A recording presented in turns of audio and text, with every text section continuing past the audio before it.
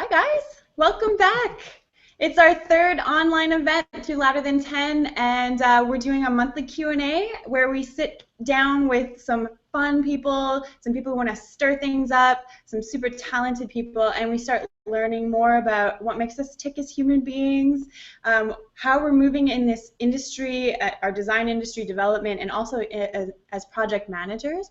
And so we've got some fantastic content for you today, and I am so excited. Can't wait to introduce you to our guest, Nancy Lyons. But I just wanted to give you a shout out just so you know where to find stuff. So you can find any of our stuff at louderthan10.com. But right now we're on Twitter, and you can actually, if you're into hashtags and all them social things, you can go hashtag LT10, and if you have any responses or questions there, I'd love to hear about it.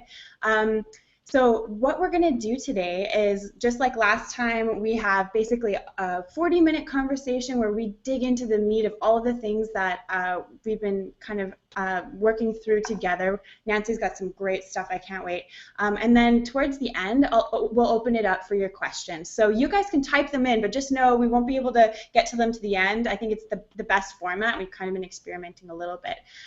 Just a summary, Louder Than 10 is a school for creative people who run projects, and we're actually working with other people out there to try to create the strongest community and strengthen the fabric that makes us all really, really good human beings. So we need your help to do that, so thank you for taking part in this. So, and also, I don't want to forget about my better half, Travis Gertz. He's in the back, tech support, and he's going to make sure that everything runs smoothly. So if anything is messed up, blame him. I know where he lives. So, before anything goes any further, I have to introduce our lovely guest, Nancy Lyons. Nancy, give a little wave. Say hello. Hey, Rachel. Hey, everybody. Hi, everybody. So Nancy, I don't even know where to start with this lovely woman. I think I met you, Nancy, probably about, was it a year and a bit ago at the Digital PM Summit, and I think we were both kind of puking in the back a little bit before we had our respective talks, although you handled it much better than I did. I don't know about that. And I thought, actually, after seeing your talk, you and Megan Wilker, you had a phenomenal talk. It focused a lot on the soft side of project management and the balance between, understanding what's in the air and knowing what's on the ground. So I thought that was phenomenal.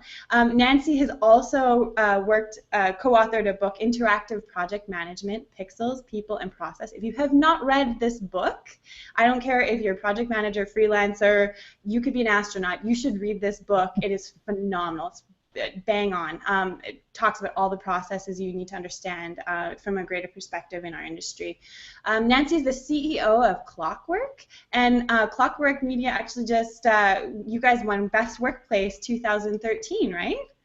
We did, yeah, and actually 3 of the major publications in Minneapolis. Fantastic. And last but certainly not least, Nancy was recently a panelist at the White House, and she was talking about trying to shift the direction on the structure of the workplace. So there's so much there. We have hopefully time to get into all of that. So Nancy, I want to start with some easy questions for you because we don't want to just like dive right in, do we? No. A little bit. No. Come on, let's do it. Okay, All right. so this one's easy. So you've been running Clockwork for how many years now? We are almost 13 years old. Almost 30. You guys are teenagers. We are. That's fantastic, actually, from a digital agency perspective. So tell us a little bit about Clockwork, and tell us about, like, how did your company come together? How did you guys end up winning that award? And, that does take a lot of love. Yeah, well, there is a lot of love, actually. I think the love plays into the how did we come together question, in that I have great business partners, and I met them almost 20 years ago, and we've been working together ever since. They had started a company called Bitstream Underground. It was an internet service provider, and I stumbled upon them, and we met each other and developed a great working relationship and a great friendship, and that company was acquired, and we learned a lot of great lessons and had some wonderful experiences and kind of knew what we wanted to do and knew how to fix some of our mistakes. So we started Clockwork in 2002, and we've grown, in a healthy, organic way ever since then, and it's still us. It's still the same crew, and we are we're a company that makes business applications for the enterprise. We think, we create, and we do. So we have the strategic thinking necessary to help our clients consider how best to solve problems. We have the creative chops in-house to help ensure that the user experience supports that strategy, and we've got the in-house engineers and testing facilities and the cloud services to ensure that the entire end-to-end solution works and is cared for and maintained over the life cycle of the application. So we work with clients like PepsiCo and 3M and Target and Alliance for a Healthier Generation. We're lucky, and we have a great crew. I mean, that's really what it is. Clockwork is just a bunch of really awesome human beings. Fantastic. On your page, I mean, the thing that stood out to me was we keep our promises. And I was curious about that in terms of, like an award for best workplace is not like, oh, we're gonna pay for an award to feature our best work, and then it's gonna be like awarded as the best work. This is something you have to work for, right? You have to show that you guys have come together and you've created something together. And I was just curious about like what that process felt like, building that sort of, I guess it's like a safe place, right, for everyone to grow in their work. Yeah, I mean, I think that you summed it up right there. I think creating a safe space for people to do their best work is a critical part of my job and my business partner's job. I think creating a place that's not so caught up in hierarchy and politics, but really just is a place that feels good to go to. That's something that's really important to us, and that's something that we decided. I mean, our mission for the company was and remains to do good work and have great lives. That's it. We're simple people with simple needs, and we feel really good about it. And I think the 2013 award was the 9th time we won that award. Oh, so and for the times that we've been eligible for the larger publication, the Star Tribune, we've won it in the small company category, and that award means something to us for the very reason that you just sort of touched on, and that is. Anybody can build a website, but we've got brilliant people that think about these solutions in a way that makes sense, and they sort of they use the relationships they're able to develop with our clients and each other over time to really add valuable perspective to the work. And I think that's unusual. And I also think that in the early part of our business, we were really lumped in with advertising a lot, and what we do is so different. And so in the advertising world, getting those creative awards and pointing to them and saying, look how sexy we are, means a lot. And that's not a diss on advertising, it's sort of the nature of the beast. But in our world, the people and their big brains, that's something. That's the thing that really matters. And if they're happy where they are, and we have something that we can point to and demonstrate that, people feel good working with us. I also think there's a great amount of distrust in the tech space. Clients have been through horrible experiences. They've been burned over and over, and they need to feel good about the agency that they choose. And a great way for them to feel good is to know that the people that work there are truly happy. And honestly, the only way we can keep our promises is for each individual to be committed to that. Everybody says that. That's table stakes now, right? Everybody's saying we keep our promises. Here's the weird part. Call our references. We really do. Yeah. Absolutely. You think you just nailed it. And I mean, obviously, you get fired up about the workplace, right? I mean, that's something that's really true to your heart. I was actually curious if you could tell us a little bit more about all of this passion for what you do. Your chairs on boards, and you've got all kinds of places where you're in helping things get stronger and better, processes and people. How did this sort of land you in the White House? Like, how did you? I mean, maybe a misnomer in the White House, but you know what I mean? You were in the White House. Right. Yeah, well, actually, I was in the White House. Yeah. So I got invited to speak at the summit on working families. So the White House produced a summit. It was an all-day event at the end of June that was held in a convention space, but then the next day I was invited to a meeting in the White House, in the Roosevelt Room, with a handful of other small business owners from all over the country and some legislators and some key thinkers from the Obama administration to actually have a roundtable discussion about ways that small businesses are thinking about the workplace and benefits that they're extending, and flexibility that they're making available, in order for them to position that thinking for larger companies to take advantage of it, so that we can change workplace culture as a movement. Right. So it was a real honor. I was invited by Valerie Jarrett, who's a senior advisor to President Obama and also the chair for the Council on Women and Girls. And in the room was Tina Chen, who's the executive director for the Council on Women and Girls, and also the First Lady's chief of staff.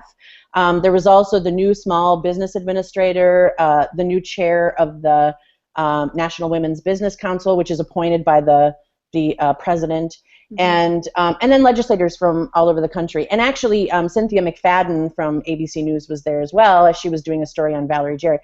So it was an unbelievable honor, and it happened because I sit on the board of the Family Equality Council, and the Family Equality Council is a national advocacy group that works to ensure equality for LGBT families across the country.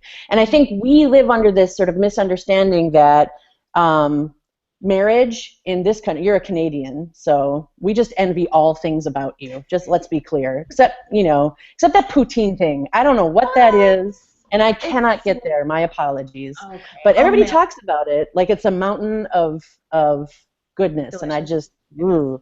But anyway, we work to ensure that all families are treated equally, and we sort of want to elevate or amplify the conversation around marriage so that people understand that discrimination still happens even as marriage is made legal in 19 states. So because of my work as an activist and an advocate in that space, my name was sort of suggested, and then I think they did their due diligence, and it became clear that the topics that we were covering are really important topics to me, because I think that we always say we encourage the folks at Clockwork to bring their whole selves to work, and I learn from the people at Clockwork every single day, and I am certainly not the smartest among them. I need them desperately. I feel like I am a spokesperson for them more than anything, and in order for them to have that safety and to do their best work and to be happy where they're at, they need to be able to honor their families and themselves too. And I think that means opening up the workplace and removing a lot of those traditional constraints that exist, and most of them, I swear, we don't even know why they exist, or they exist because they were established when we were industrialized as a nation, and we've never gone back to re-examine why that is, or whether or not it still applies. It's just there because we are a nation of followers. We do what we've always done because we've always done it, and God forbid we change, or because it's in the best interest of business owners to just control the people that work for them.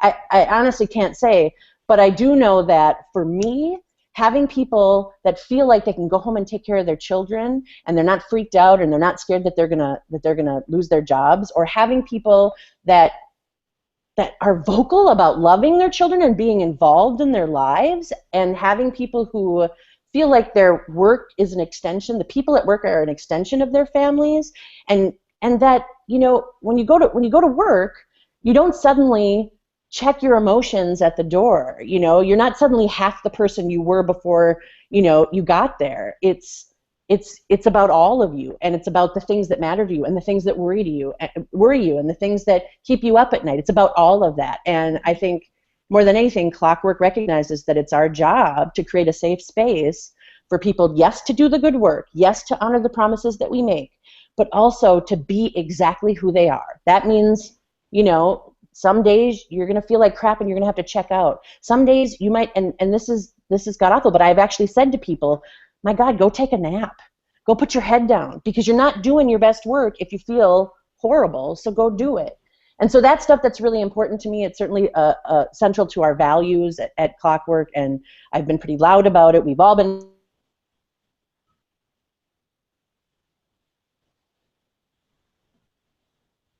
Oh, are you still there, Nancy? There's just a little catch.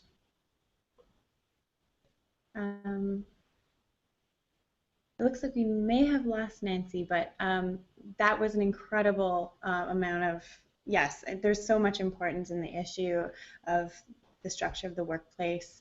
And I know Nancy and I got a chance to talk a little bit about that, and it sounds like there's a lot of, um, Ag. oh yeah, there, are you back, Nancy? I kept talking, so we were Good just work. Good covering work. just covering our bases Great. on talking about basically some of the core issues to like where are we going wrong right now if we look at the structure of the workplace and I guess tie that back to our industry specifically, like what are we doing wrong and how do we make it better? Well, I think our industry is trying. I think there are a lot of really innovative companies and big thinkers that are doing really interesting things, but there's a lot of money to be made in tech. And if you look at what happened at the end of the 90s, we overblew the value of the technology and we forgot about the value of the people. And I think as a result, everything blew up, stock prices plummeted, and people were left with empty investments. Mm-hmm. And it had a clear impact on the overall economy.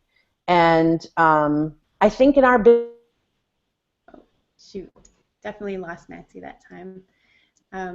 That's okay. Travis is going to try and get her back. this is fun. Um, This is tech. whatever. I think in our business we have a tendency sometimes to forget that that happened because a lot of people in the tech space are building something to sell, right? Right. And when you're building something to sell, the only thing you care about is the story that the numbers tell. And in order to get the numbers where they need to be, you have to beat people up. You have to insist on ridiculous work weeks. You have to insist that they stop thinking about their families. So you might say one thing, like you might be able to wear t-shirts and flip-flops to work, and you might be able to smoke a hookah and have a puppy sitting under your desk, right? But Yeah. but work those 60 hours Yeah. because at the end of the day, that's all you are to me. Yeah. And I think that's a contradiction that we're suffering from right now. Mm-hmm.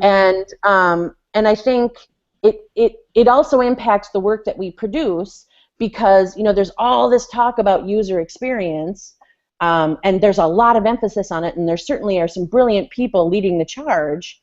But I think if you forget the value of people in all of this, you are undervaluing the end product, the technology. Mm-hmm. And I think that's something we have to consider. People have to show up. We're building for them to enhance their lives, to make them better, to evolve.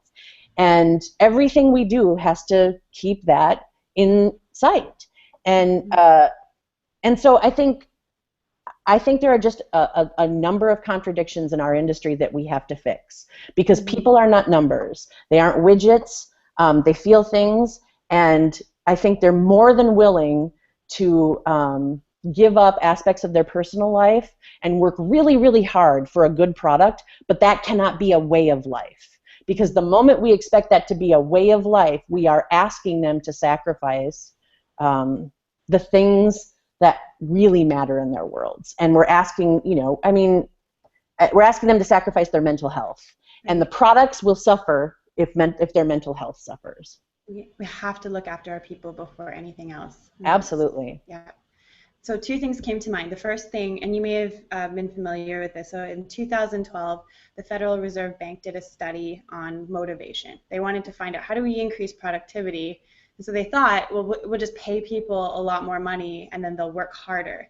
And so they tested it, and it did work until they threw 1 ounce of some cognitive ability. You needed cognitive thinking to solve the problem, and then what happened was that productivity plummeted.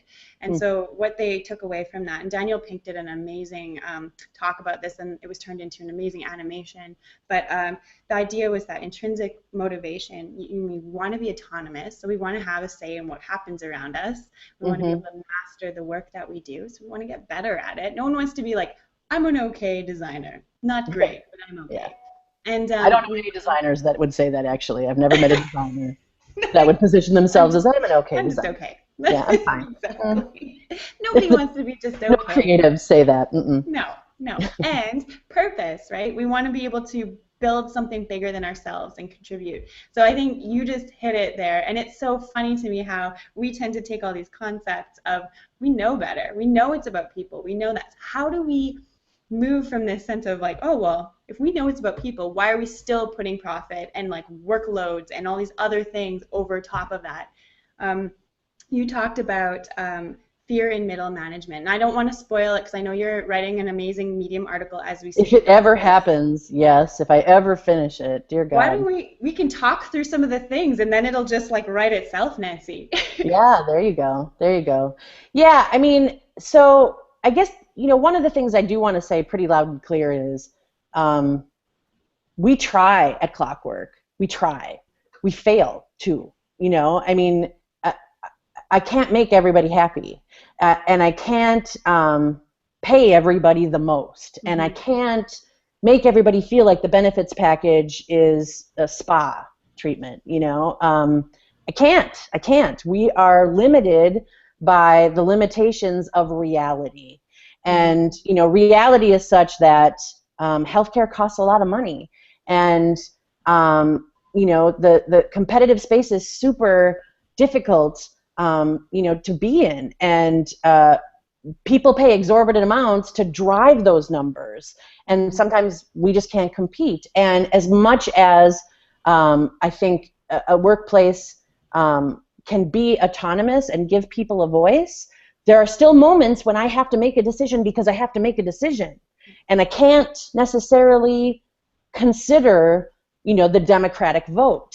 I do hear everybody most of the time when they let themselves be heard, but we're not perfect, and there are people who leave, and there are people who try other things, and I'm just grateful most of the time that we had the chance to work with them in the first place. So I guess I want to be really clear about that. Like, we've been fortunate to win these awards, and this is something that really matters to me, but I can preach the good word till I'm blue, and there will still be people that don't feel like they have that voice, or they're as free as they want to be.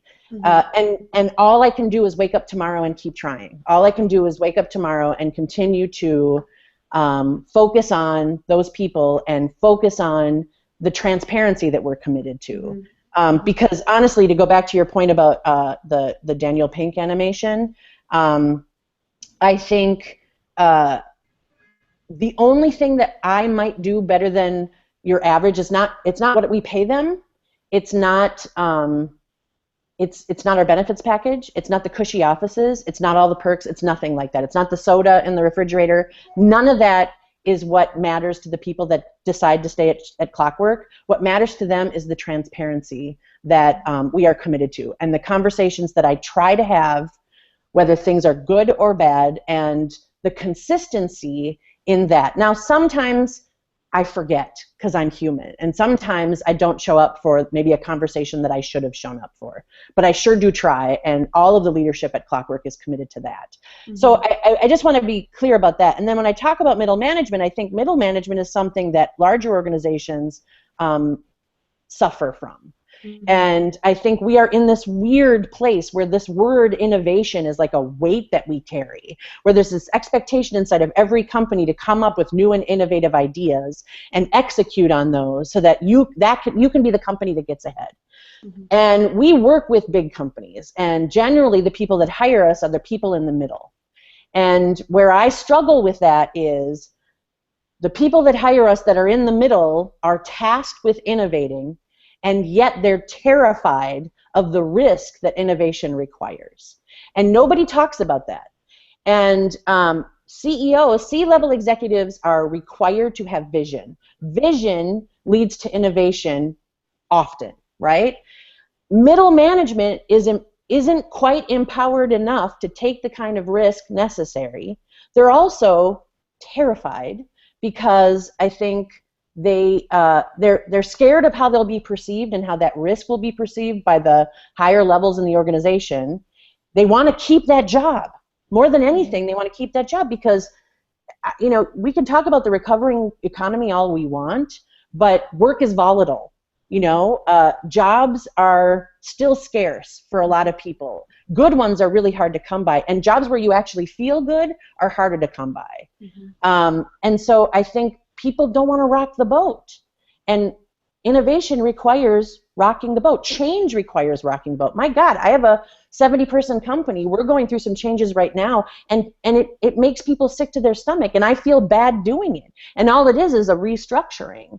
Yeah. So I can't imagine what that kind of change feels like inside of a 3M or a Best Buy but you know that if you don't address the need for that movement, it affects them economically. When we look at some of the big companies, and God bless them, I love them, they're in our town, but you look at Target and the blow that they've taken for not keeping up with culture. And when you look at Best Buy and the blow that they've taken economically for not keeping up with culture, for not innovating, for not moving, it's dramatic what it's done, and it's resulted in people's jobs. So somewhere in there, something is broken. And I sat with a CEO at a dinner recently and he was a former CEO of a large Fortune 500 company, and I told him how I think about this, and he said, "Dear God, I'm probably the idiot that hired those idiots." And because I was talking about the company that he had chaired formerly, and I thought, isn't that interesting? Like, he recognizes that it's happening, but nobody has a fix for it. And I think, part of the fix is to just start talking about it, to just admit that it's an issue and it's there. Totally. That's like often the very first step, right? With any process you're trying to work through, it's a grief or if it's anger, whatever it is, it's like we have to admit there's an issue first, right? Even alcoholism. Admit there's a problem, then we work through it. And I think you're right. We have to nail down. So that leads us naturally into the topic of tough conversations, because that is not an easy conversation, right? But you have talked a little bit, well, that's the thing. You've talked about some ways that we can make things that are tough a lot more easy, and I would love it if you could share a few of those sort of approaches that you take and that Clockwork takes to sort of untangle the mess of a tough conversation so that you can have, put this on the table. Sure. I'm not always great at tough conversations. I'm probably worse at them in my interpersonal relationships, in my my home life, but because I'm like everybody, my emotions shut me down. But I have learned the hard way over the last 20 years, and I was 7. I can't believe that I can say that. I have learned the hard way over the last 20 years how scared people are of technology, how reticent they are to admit they may have made a mistake, especially the buyers, the people that buy what we do. They don't want to admit that they might have been the reason that things didn't work the way we thought they would. And over time, it just became a skill that I developed out of need. I had to get to a point. And I think humans suck at confrontation. Nobody really loves it. And the people that love it, we don't like, right? The people that like confrontation, we see as being aggressive or too assertive, and we reject them wholly. And I think that because of the work that we do, we are often, we are a culture of people that behave. We behave. And service is something that when we think about it, we think about service as, service providers have to think like the customer is always right. They can never say no. They have to deliver on expectations always. And I think customers believe that. We subscribe to that. When I go to buy something, it needs to do exactly what I expect it to do. And where you struggle is when you don't feel like you're validated for feeling that way. Mm-hmm. And I think in our world, we realized a long time ago is we are in a service business, and clients pay us to think and to advise and to recommend and to implement. But so much of what we do is subjective. And most lay people on the client side of this equation don't stop to think about how many variables exist in every single request. So while somebody might think, well, I asked for a form and it should have had these 6 fields, and I expected that it would mail an order to a guy in Colombia. If you didn't articulate the absolute requirements, somebody guessed something, and it may not be delivered the way you expected. There's just there's just so many variables in the work that we do that sometimes difficult conversations can't be avoided. I say all the time that I end up crushing people's dreams on a daily basis because I am somebody who has to say, no, that's not possible, or that's not possible within the context of your budget, or you might want to think about that another way, or I can't make all your dreams come true, or your budget is ridiculous. But there are ways to say those things, and my colleagues at Clockwork have a tendency to say that I am someone who can punch people in the face and make them feel like they've been hugged. And I don't know if that's true, but I like it. I run with it, and I think it's just I got to a point in my life, and maybe it's age, I don't know, where I just embrace the fact that sometimes you have to say to somebody, it's not going to work the way you wanted it to, but. And I think that's it. You know, it's always a solution-focused no. You never just end the sentence with no. You say, it's not going to work the way you wanted, but why don't you consider these 3 options? So you come in with an answer to the question, a solution to the problem, right? Mm-hmm. The other thing that Megan and I wrote about in the book Interactive Project Management is this thing that a mentor shared with me years and years ago, which is the I need your help. You know, I think humans don't react really well to well, it's not going to work out the way you wanted it to. Sorry about that, right? And they get defensive, and they, you know, if somebody's giving you trouble, or if the confrontation is you asking somebody to step up where they've fallen short, or, you know, there's an expectation in a project that hasn't been met, if you just come in the room going, you're not doing your job, or you did this wrong, or hey, client, you asked for the wrong thing, and now you got the wrong thing, and now you got to live with the wrong thing. Sorry. You know, you've killed a relationship, and we can't burn bridges in our business. So I think this mentor had said to me, and we applied it to the business, and I've said it every day since, humans want to help each other. You know, instinctively, we want to step up and do what other humans need us to do for them, to be good people. Mm-hmm. So when you approach an issue that's sensitive, framing it up with a, hey, I need your help, changes the dynamic. It sets you off on a better foot. It helps it, you know, create a situation where that person is compelled to go, anything you need, anything you need. And you can, and it's an easy thing to use with clients. Hey, I need your help. You said this, we heard this. As a result, we've got this, and this isn't what we wanted to build. So, you know, there's a reinvestment that needs to happen, and that's the hardest part for clients to get, right? Mm-hmm. I think in our business, we can get so far down the road before we realize we're building the wrong thing, except money was burned, right? Mm-hmm. We've burned dollars getting that far down the road, and now we have to burn more dollars fixing what we broke unintentionally, and clients never want to hear that. And one of the things that I've been saying a lot to clients, because we build applications, is you're in the software business now.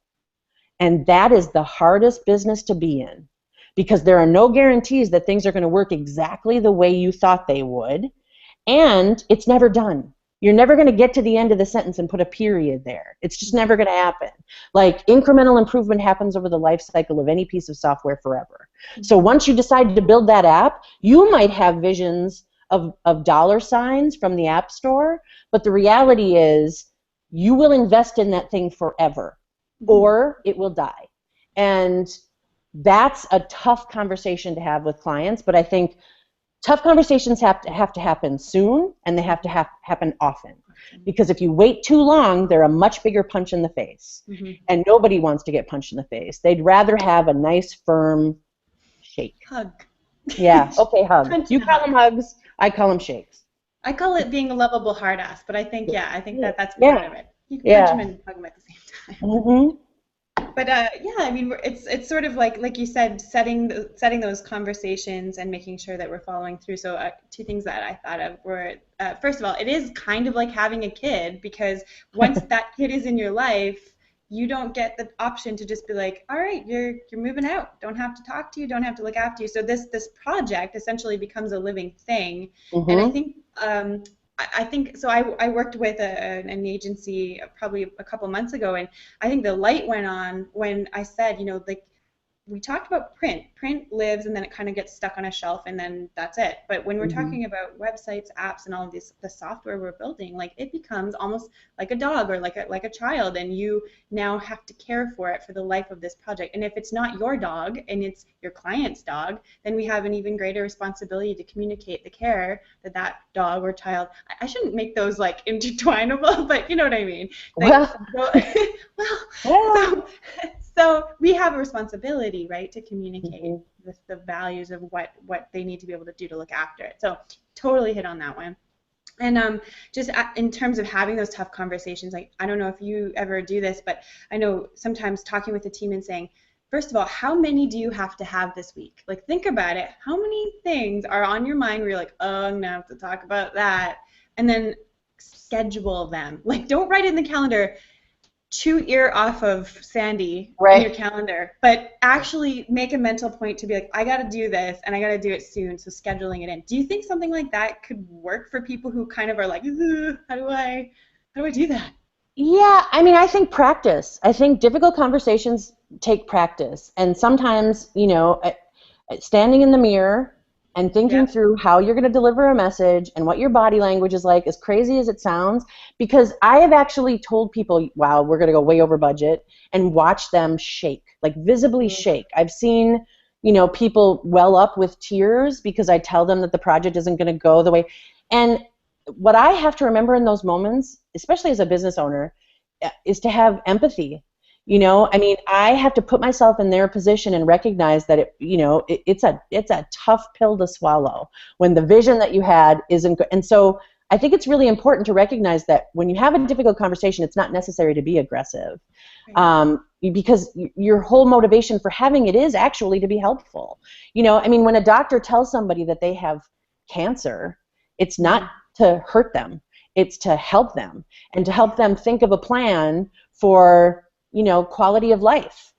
We're in a similar spot, you know. My intention when I have those conversations, when we have those conversations, is not to hurt somebody. It's to help them think logically about how to get through this issue, but also how to sustain that business that we're building ultimately. And I think that's why they have to happen early and often.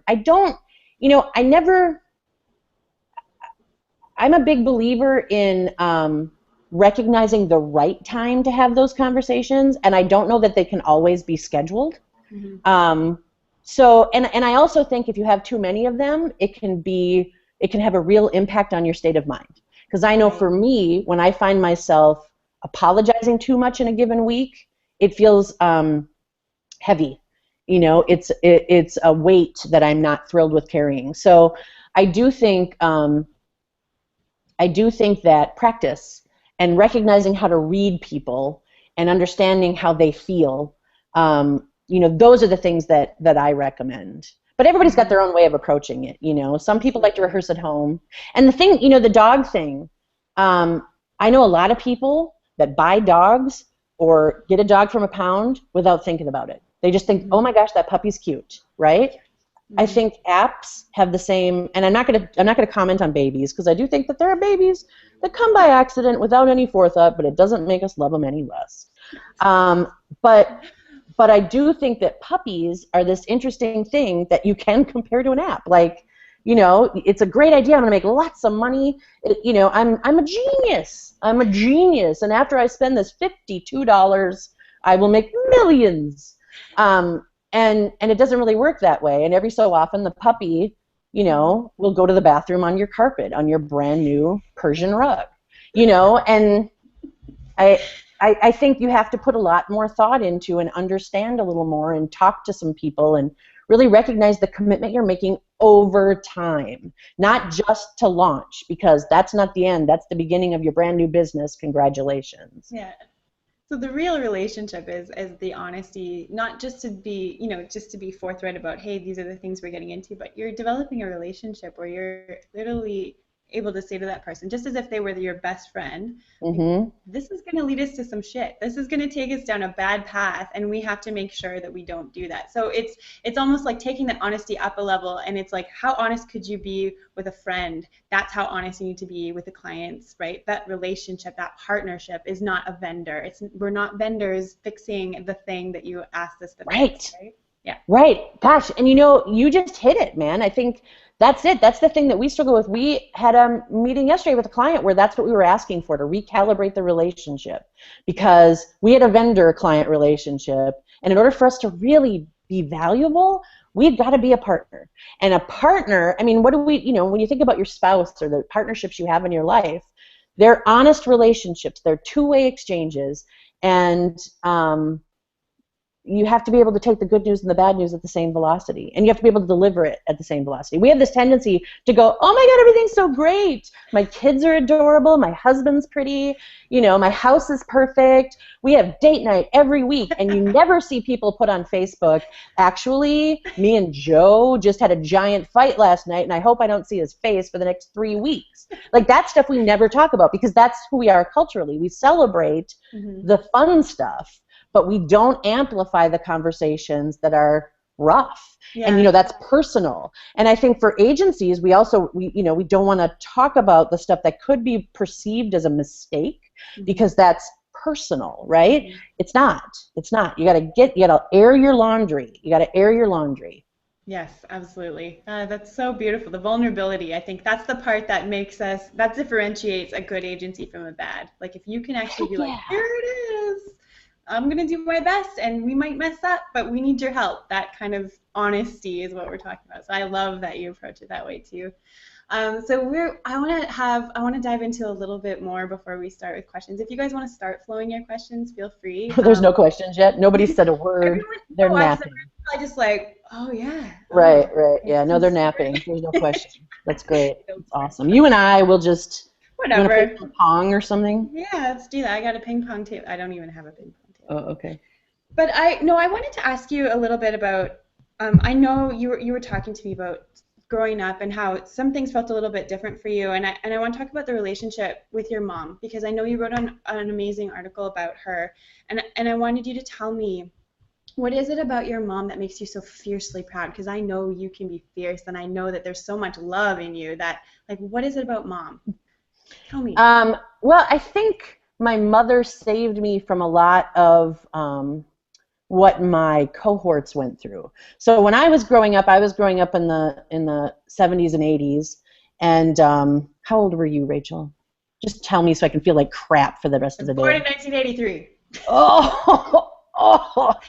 Not important. This doesn't matter. Business. No, it really doesn't. And I think that's absolutely true. But I will tell you, nothing illuminates it more than the business I'm in. I got to be honest.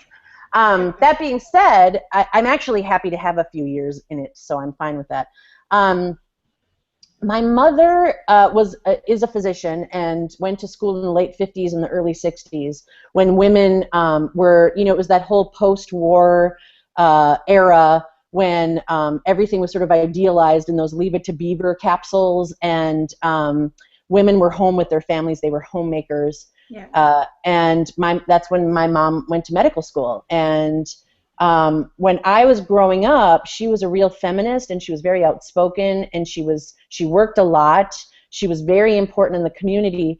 But the thing that I was really aware of, especially in my high school years, was how much my friends emphasized the importance of getting married, finding a man and getting married, and how many of them had big dreams when we were younger, but once we got into college and out of college, they sort of sacrificed those dreams because nobody had ever said to them, you really can be anything you want. Like, the most important thing you do in your life will not actually be getting married. And half of you will not stay married to that dude. So why invest so much in something that's not a sure thing when your career quite possibly could be a sure thing? Mm-hmm. And for certain, your education will be a sure thing.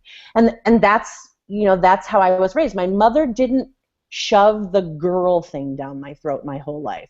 I wasn't she didn't try to convince me that I had opportunity in front of me, but more importantly, I was a woman, and the most important day of my life would be when I would stop existing as half of something and become complete by some fella that saved me from mediocrity. And my friends definitely had that. And I also think my mother's a wildly passionate person. She's also one of the funniest people I've ever met. And so she was the model that I looked to for what it felt like to be connected to your work and have a strong opinion about something and not be afraid to say it out loud. And she had a very strong work ethic, and she was funny. Like, she brought humor to everything she did, and she was inappropriate sometimes, and I swear that's who I got my humor from. You know, my mom and I have certainly had our struggles over the years, and it's probably because we're very much alike. But I will always be grateful to her for not treating me like a girl first. I was a brain first, and she had big expectations of that brain, and sometimes she put a lot of pressure on me. But I think had I not had her to look up to, I would, well, no, I would never. I was going to say, well, I'd be married with 2 kids, and I'm what? No. No, I wouldn't. But I don't know what I would have done, but I certainly had different aspirations because of how I was treated and how I was raised. And I think that's the number one thing we can do. Like, every single one of us has a responsibility to recognize that what we value and how we value it is really those are messages that we're sending to future generations that are super critical. And I think girls especially right now are being inundated with imagery that is unattainable. I've never been a skinny little, and I'm not saying that thin women have no issues. I'm not saying that they are without their problems. I think all of us, every single woman on the planet, is plagued by what we aren't. We are plagued by what we will never be. We are pained by the person that we will never be. And what we do a really crappy job of encouraging, especially in women, is the desire to embrace exactly who you are. And somewhere in the last 25 years of my life, I decided to do that. Now, that doesn't mean that I don't stand up in the middle of the day and say, my ass is fat and I wish it wasn't, or, I have to eat a piece of bread or I shall die, or, I wish that my hair cooperated. I wish that I didn't have acne over 40. I wish. Certainly I do that. But for the most part, I'm okay with who I am, and I wish often that the beautiful, especially women that I am surrounded by every single day, the beautiful, and when I say beautiful, I'm talking energetically. I rarely see the shell. I always respond to an energy. And I wish that the beautiful, brilliant women that I see every day and know so well would see themselves the way they are, which is, these fascinating, complex, contributing members of society that deserve to have light shined on them all the time. Wow. Yeah, absolutely. I agree with you. And I think taking it one step further, I also say I think men are having a crisis too in terms of what they're supposed to be and do. And I think that does filter into even the work that we do in our industry, because we learn so many things about our roles growing up. It's really hard. A lot of our identity starts to get cemented, right? Even pre-puberty. I don't know if you've seen this. I have to watch this documentary. It's called 7 Up, but apparently by 7 you've already, based on the parenting in your life and sort of the influences and what's been important, is this is what's going to determine who you are now. Oh, God. 7, right? My kid's 8. I've already ruined it. Oh, damn. You better ask him, Not it. He's not an it, but I mean, I already ruined my dog. Right. I got a puppy. I got a puppy. So, but yeah, no, I think that it's an extremely important topic. So I'm still looking. We might be talking to ourselves. I'm not seeing any questions, but please, guys. Are you kidding me? No, I mean, unless I'm just. Travis, are there any questions? Am I seeing any? I'm not seeing any questions, but maybe people are just being thoughtful. I don't think so. Aren't there any Clockwork people that want to ask me personal questions that I wouldn't answer in any other context? That's hilarious. How many people are even on this thing? One chance. There's like a 2. There's I'm a huge draw for you. You're welcome. You're welcome. No, well, let's just keep talking then, because so further to this sort of the role of women and sort of what we're trying to accomplish together, and really changing the conversation, getting everybody excited about working together, and taking out the BS of like just taking out the BS of the way that we do interact with each other. Okay, what I'm trying to say is, so we talked about the book Sheryl Sandberg's Lean In, right? So Sheryl Sandberg, she currently or past now CEO of, is it Facebook? She's COO of Facebook. COO, sorry. So COO. So we talked a little bit about Sheryl, and I mean, I've read the book, you've read the book, but we talked a bit about how it's not enough right now, right? It's not enough, the conversation that she's sort of putting forth in terms of like being the boldest in the room and standing up and sort of using the men in positions of power to, you know, kind of increase your own influence in the room. Tell me a little bit more about your opinion on just why that might not be enough for what we need right now. Well, I think no single conversation is enough. I think no single movement is enough. And I think that women need to see themselves in positions of power. They need to see themselves represented in different kinds of opportunities. And I think we live in a pretty classist society. And so there's a big chasm between Sheryl Sandberg and every other woman on the planet. And so I think, you know, we also, we beat ourselves up in terms of what success means. Like, you know, success isn't her definition. It's not somebody else's definition. It's yours. You know, each one of us has an individual responsibility to ourselves to determine what success looks like for us, and to decide what kind of support we need on the path to attain it. And I think, you know, we sort of beat ourselves up, and because we have all these images in popular culture that don't resonate, we can't relate to them. And my fear sometimes, and I think Sheryl Sandberg continued a necessary conversation. I want to be real clear about that. But, you know, I mentioned earlier, my mom went to school in the 50s and 60s. I spent time in my childhood having whole conversations with her about how she saw discrimination in her work every single day, how she was disregarded and diminished. And let's be clear, my mother was a 4'11" chubby woman with, you know, I mean, she was a doctor. She wore a lab coat. I always said she looked like a pillow. She looked like a pillow walking, like a walking pillow. And yeah, and so, you know, we are a culture that responds to a certain standard of attractiveness too. And Sheryl Sandberg represents all of those, you know, things. She's attractive, she's well off, she's well educated, she is white and middle class and came from a white middle class family, and now she's a billionaire. And I think there's still distance between, you know, somebody who wants to move up the ladder in a management position in a retail store and Sheryl Sandberg. So I think what she said and what she did and how she did it was necessary and important, and her work is necessary and important, and the lean-in circles that have cropped up all over the country as a result of that conversation, great. But I think every single one of us has to start talking right now and not stop. I'm not saying we have to be harpies. I'm saying we have to point to opportunities, we have to help each other, we have to give each other a leg up. You know, I have a rule, I rarely say no to a coffee when somebody wants to pick my brain about what to do with their careers. I try to help them because careers happen by accident. Most of them happen by accident. You fall into opportunity, you have to know when to recognize it, you have to know how to work hard. That stuff all happens by accident, and somebody helped me. In fact, several somebodies helped me. And now my job is to recognize when I can give somebody else a hand. And women need those. You know, we need to support each other. We need to hear each other, and we need to recognize when somebody needs our help.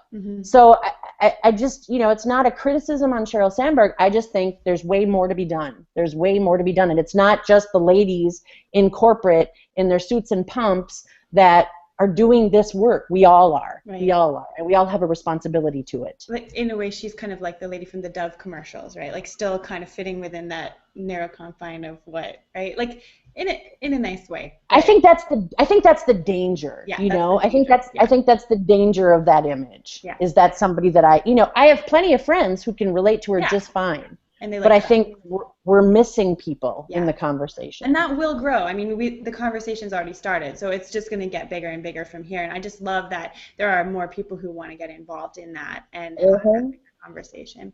So we do have a question. We have a question. Ruth Rosengren. Oh, God bless you, Ruth. Ruth.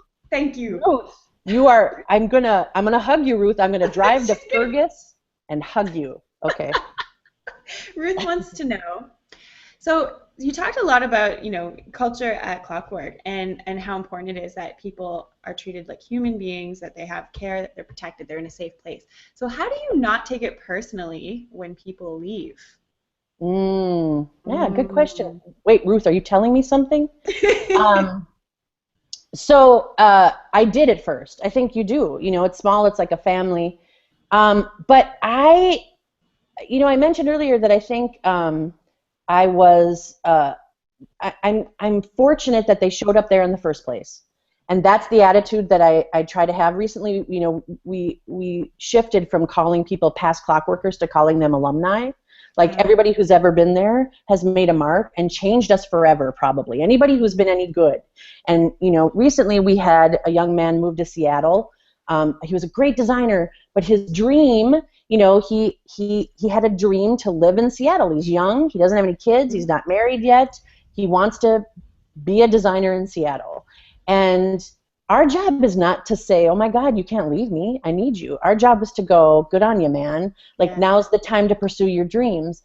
And I think everybody, my dreams are no one else's. And my vision for my future includes some form of Clockwork. But the people that are in it each have their own paths to pursue. And I don't expect anybody will be there forever. I don't expect anybody sees that as their life's, work. But I hope that while they're there, it was a worthwhile stop on the road. And I hope that we make them better and the places where they land better as a result of their experience with us in the first place. And I guess that's all I can do. And, businesses ebb and flow. Some years you got people that will seem like they'll never leave. And some years you have like this sudden turnover and you think, what are we doing wrong? And the truth is, the universe just takes people, because they got to do their thing. And hey, Clockwork is my thing. I did it because I found some people that I wanted to do that with. And I feel fortunate. I can't stand in the way of other people and their dreams. Yeah, no, I think that's terrific. That's a great way to look at it. And we have one final question I think we have time for. I'm not sure who put this question in, but the person writes, I'm curious, since you value people's times and family, does Clockwork have a target usability, I think like a usability rate, meaning maybe like a billable rate for employees? If so, what is it? And where do you decide to bill? So like nap time type instances during the day. How do you sort of how do you track that nap thing was an exception, people. It's not like we have little class like kindergarten. We have room for a short answer on that one, and then we can tidy up on one final question. Yeah, I mean, we do things we call time shifting. The expectation is that people work an average 40-hour work week. But when they do it and how they do it and from where, that's not the stuff that we try to police. And in terms of the amount of billable time, we're just like any other agency. We want all of them. We want as many as you'll give us. And on average, we want 32 hours of billable time, and the remaining 8 we see as being administrative and clockwork time and brainstorming and what have you. So that's I think the average expectation. But people time shift. So you'll see people say, I'm going home to take my kid's sick, and we're going to the doctor, whatever. I'll be time shifting. You'll see more of me this evening. People handle it in a variety of different ways. And is it called Lab Day? Yeah, today's Lab Day where everybody's working on pet projects. They're innovating. One day a month. Everybody sort of breaks out and does their own thing and experiments with new technologies, and they learn new things, and it's pretty cool. That's awesome. Yeah, no, I'd love to have a lab day. Travis, can we have a lab day? Yeah, that's funny. So, Honey? final question. So, hi, Nancy. Can you tell us what to look forward to hearing during your upcoming talk at the Digital PM Summit in Austin? You will hear Megan Wilker talk a lot, and I'll be the one napping. Um, yeah, I mean, we're planning a kind of a fun talk about, we're comparing digital PMs to pioneers in the Midwest. So the whole talk is about, how we learned everything we ever needed to know about project management from Little House on the Prairie. So, Your favorite show. yeah. So it's more of that sort of inspirational, soft skill conversation, but applied in interesting ways. So we're going to talk about Laura Ingalls Wilder and Pa Ingalls and Mr. Love it. Olson and Nellie, and we're going to have a good time. I can't wait. I'm gonna be there. We're gonna hang out. Yeah, brush up on your Little House on the Prairie series. I did watch that. I don't know. I was born in '83, but that was a very, very valid story and part of my fabric of my life. So I would love to talk a little bit about Everybody loves Little House, man. Everybody. Do you have like a couple minutes? Now we're getting questions. We got questions for like a few minutes. You can have all the time you want. I don't care. Okay, so if you guys have to run back to your day, that's fine. This is going to be recorded on our YouTube channel, so you can check it out there, and I'll have a couple things to mention. But so Melissa wants to know, have you ever fired a client because they won't work as a partner? Yes. Yes, short answer. Good answer. Yep. And if so, I guess this is more my question. How did you let them down easy, or did you? How did that conversation go? Well, it's happened certainly more than once, and I think, like any relationship, when it gets to a place where it's not sustainable, you're not alone in knowing it. Mm-hmm. And so those conversations, when handled well, are really just a mutual agreement. And that's the way they've always been for me. By the time they get to that place where it's just not working, everybody knows. And somebody just has to say it out loud. So generally, absolutely, we do. In person or over the phone? How do you usually do those? It depends. It depends. Sometimes when it's just like any relationship. If I'm sick of you, we're not going to go on another date so you can break up with me. Just text me. Message. Just text me. No, I've never actually fired a client over text, but that might happen. Who knows? Yeah. All right, and now I have one from Brett. Ask Brett. Nancy, can you tell us what to look? No, that's not. Wait a second. I think that got edited. I saw a different question. It was something about making sure that what's the first small step that you can take towards actually making a better setup for your workplace? Like, what's one small step you can do to improve culture in your workplace? Decide that you want to. And then I think ask people. Like, you don't have to have big budgets. Ask people what they need. What do they need to feel better? I think one small step is always the flexibility piece. Right. Too many bosses, too many employers are just controlling for the sake of being controlling, and they want to see butts and seats. That matters more than the energy that you bring. Yeah. So I think an easy first step is, can we deal with additional flexibility here? Would that be helpful? Hands down, across the board, the most valuable thing that we have at Clockwork that people are very, very vocal about is flexibility. That's it, and that's an easy thing to extend. Yeah, absolutely. That's something you can probably shift fairly quickly, and even just starting in small steps, you can gradually give people more and more ability to be flexible. Okay, so we have a question from Kristen Holt. Clockwork. Yeah. You said these are my peeps. Thanks, guys, for making it look like somebody actually watched this thing. I appreciate it. Kristen F. somewhere in Alaska. She's awesome. Kirsten's awesome. That's awesome. Clockwork has an awesome culture, but such high standards. What would your advice be to a Clockwork developer who feels worried about keeping up with technology and their peers? Well, I think these are the kinds of conversations that we have all the time. I think, for me, I don't measure an individual person against the people they're working with. I measure them on their merit. And I think that any decent company should. What's your contribution? How hard do you work? How committed are you to quality work product, to getting, to keeping your promises, that's the Yeah. stuff that matters to me. Whether or not, somebody is, up on, I had a guy who used to call it bells and whistles, and now that's the only thing that comes to my head. But whether or not somebody is able to implement all of the latest bells and whistles is not important to me. It's, can we count on them to show up when we really need them? Mm-hmm. And if the answer is yes, then they belong at Clockwork. They are a clockworker. They're a clock worker. I like that. Clockmaker? No, we'll go with Clockworker. Yeah, we call each other clockworkers, and our kids are clockworklings. Aww. We're cute. I We're like super it. You cute. got a full Alumni. circle there. Yeah. Well, it looks like that about does it for our questions. So, you and I, we're just going to have to keep the conversation going afterwards. And, okay. Chit-chat a little bit. So thanks everybody for joining us today. Thank you so much, Nancy, for honestly, like my brain is probably going to explode over there on the floor a little bit. So I'm going to pick myself up and pull it together. I love the conversation. The questions are amazing. Thanks for having me. Yeah, so we have just a couple of things, and then we'll let you go. Nancy, if people want to find you, where's the best way to come and bug you? They can tweet me at Nylons, Nylons. They can find me at clockwork.net, so Nancy at clockwork.net, or my own site is nancylyons.com, and there's a zillion ways to find me through that website.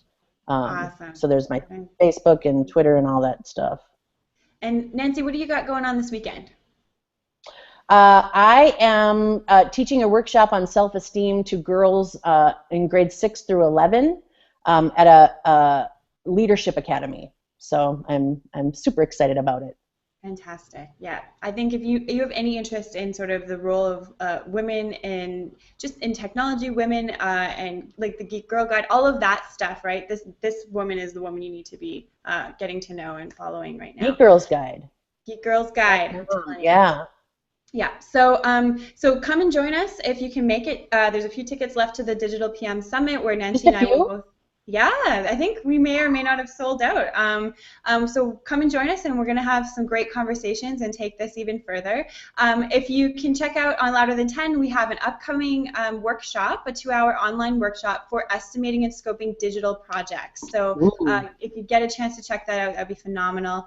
We also have a new resources section on our site as well, and if you need ongoing support, I do offer 1 hour at a time, or if you want agency consulting. So tell us what you think. Let us know on hashtag L210 on the social thing on the Twitters, and check out the recording afterwards. Thank you, Nancy. I hope you have a fantastic weekend. Thanks for putting up with all the tech challenges today.